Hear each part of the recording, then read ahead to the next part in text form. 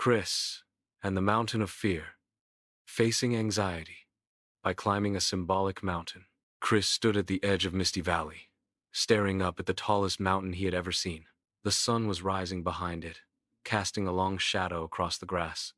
The mountain was beautiful, but to Chris, it felt like it was staring right back at him. His heart thumped, his palms grew sweaty. This was the Mountain of Fear, at least. That is what everyone in the village called it. Today, Chris was supposed to climb it. You do not have to reach the top, Grandfather Jalen had told him the night before. You only need to take the first step. Fear is loudest before you begin. Chris remembered those words as the wind whistled around him. A part of him wanted to run back home, but another part, small but determined, pushed him toward the rocky path. He placed one foot forward. That was the moment the climb began. As Chris climbed, the air grew colder. The trees thinned. Strange echoes bounced off the cliffs. His mind whispered questions that made his chest tighten. What if I slip? What if I cannot do it? What if I get stuck halfway? Each thought felt like a heavy stone in his backpack. Then, a small voice fluttered beside him, gentle, steady, and almost musical. Why do you carry those stones? Chris spun around. A silvery feathered bird perched on a nearby branch, tilting its head. What stones? The ones made of worry, the bird chirped. I can hear them clanking. Fear becomes heavy when you believe everything it says. Chris sighed. I am afraid. I feel it everywhere. The bird nodded. Fear is a voice, not a master. Keep climbing. With that, the bird hopped upward, landing on a ledge ahead of him. Chris followed, one shaky step at a time. The next stretch of the climb was steep. Rocks jutted out in sharp angles. The path narrowed. Chris pressed his back against the cliffside, inching along, trying not to look down. His breathing quickened. Then the mountain seemed to whisper, Turn back. Go home. You are not strong enough. Chris froze. Why does the mountain sound like my own thoughts? The bird fluttered down beside him. Because anxiety often echoes your own voice, but that does not make it true. What if the voice is right? Chris whispered. The bird leaned close. Ask it a question fear never expects. What if I can? Chris had never thought of that. The idea warmed him like sunlight. He took a slow breath, planted his foot, and moved forward.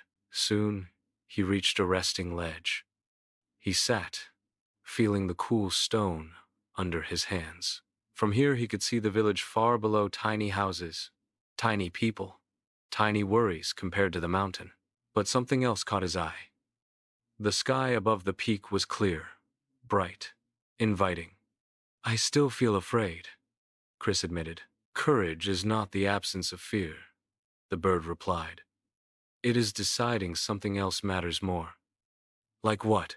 Like discovering who you can become when fear does not make your decisions. Chris stood again.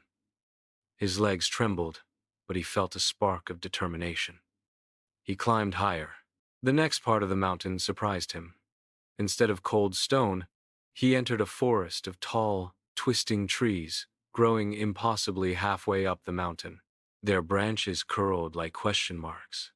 On one branch dangled something that looked like a glowing memory. Chris reached out. Suddenly, he saw himself standing at school, too nervous to raise his hand even though he knew the answer. He pulled back. Why is the mountain showing me that? Because anxiety grows when old fears go unchallenged, the bird answered. Touch the memory again, but this time, speak truth to it. Chris reached out once more. The image flickered. He whispered, I am allowed to try. Mistakes do not make me smaller.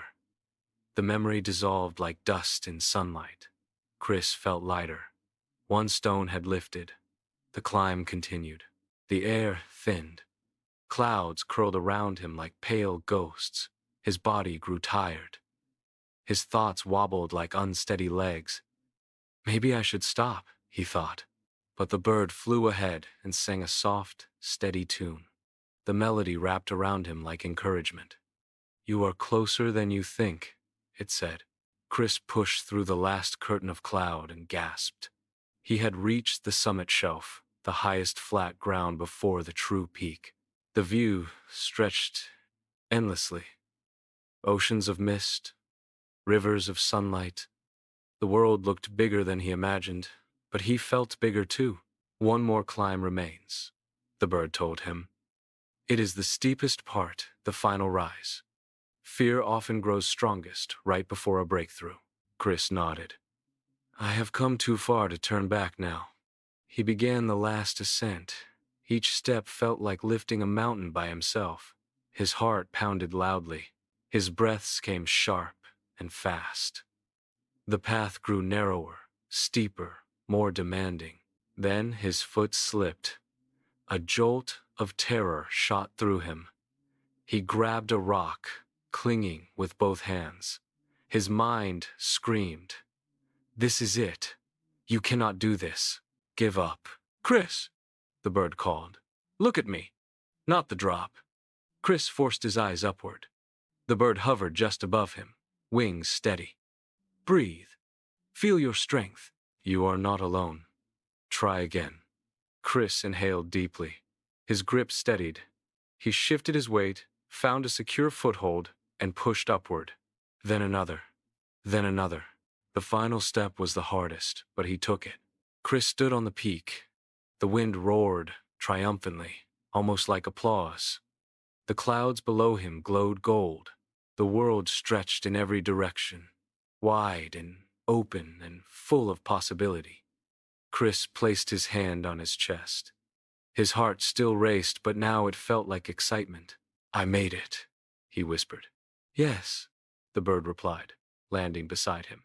"Not because fear disappeared, but because you kept climbing." Chris looked out over the valley. He realized something. The mountain of fear had not shrunk. He had grown. "Will I ever be free from fear?" Chris asked. The bird shook its head gently. "Fear visits everyone. But when it comes again, remember this climb. Remember that your courage is stronger than fear's voice. Every mountain you face from now on will remind you of the one you conquered today." Chris smiled. For the first time, the air felt warm and welcoming. He turned toward the path downward, a path that would take him home as someone braver, steadier, and more confident than when he began. As he started his descent, the birds sang once more. The melody echoed across the mountain, dancing with the wind. Chris did not know what adventures awaited him next, but he knew one thing for certain. He would face them not without fear, but beyond it, and that was enough.